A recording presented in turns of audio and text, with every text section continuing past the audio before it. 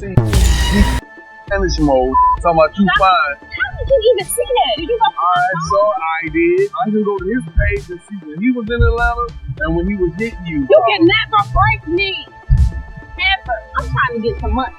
You. No, you. You. You. I'm done with you. You dead to me. But what? Get the papers. I'm gonna take the high road like I should have done alone.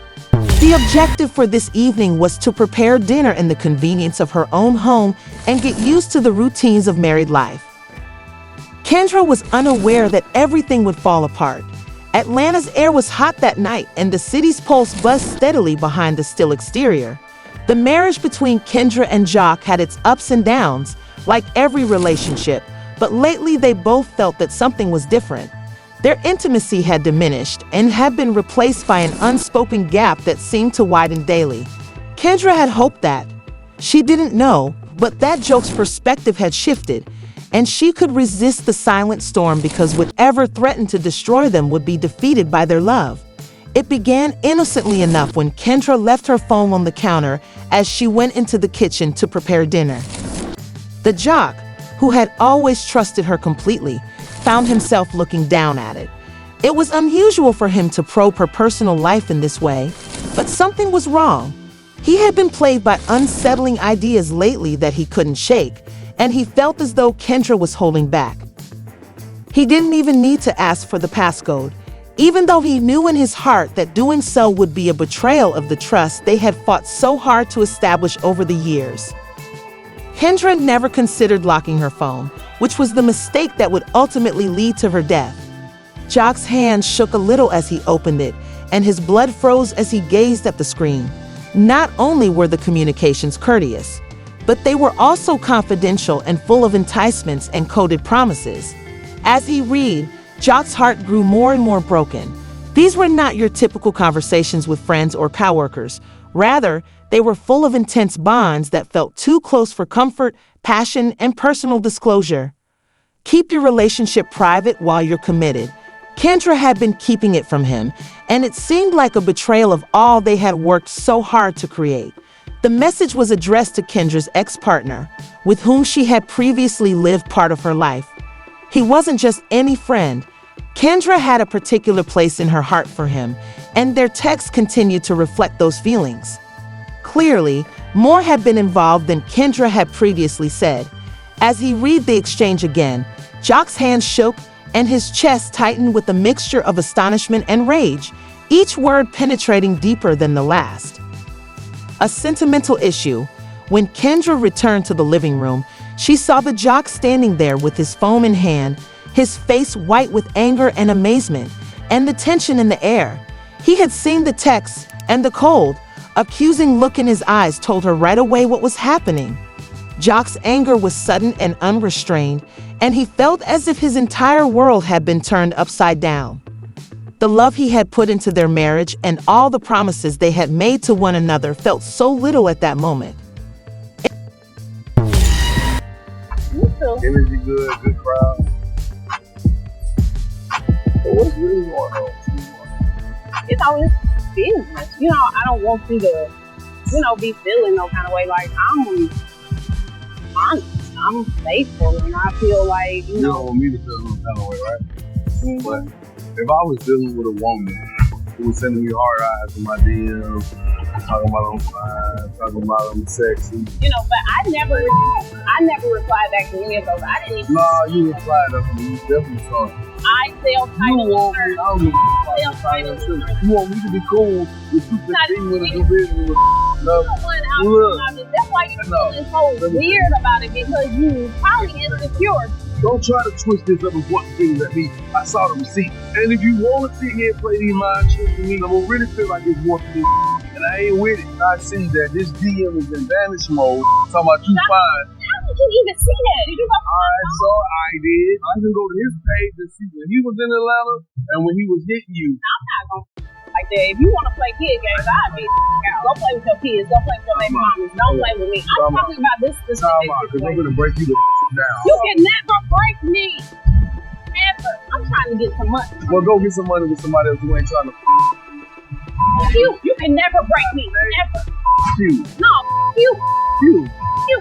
I'm done with you. You dead to me. But what? Get the papers.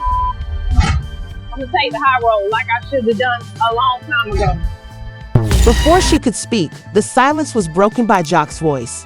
He had a low, nasty voice, a wordless fury that made Kendra feel completely uneasy. Kendra had planned to keep this aspect of her life hidden in order to preserve her tenuous relationship with Jock, but all of a sudden everything was evident. The flirtation, the conversations, the covert connection, and it was staring them both in the face. I can explain, Kendra added in a trembling voice, but the damage had already been done. Jock wasn't interested in an explanation. He wanted the truth.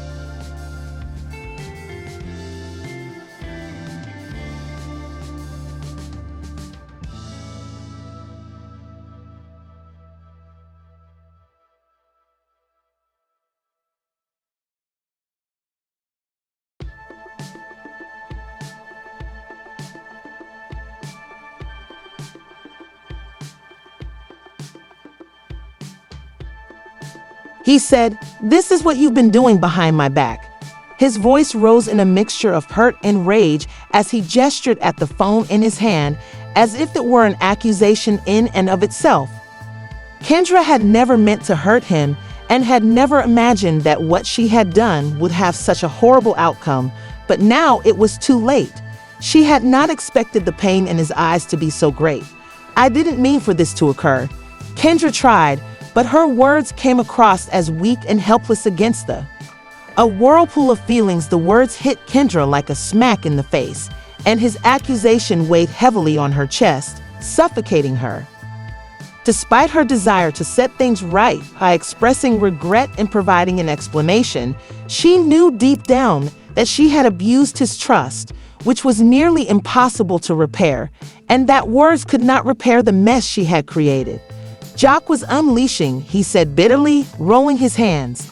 "Even though you didn't plan for it to happen, all we had was founded on lies."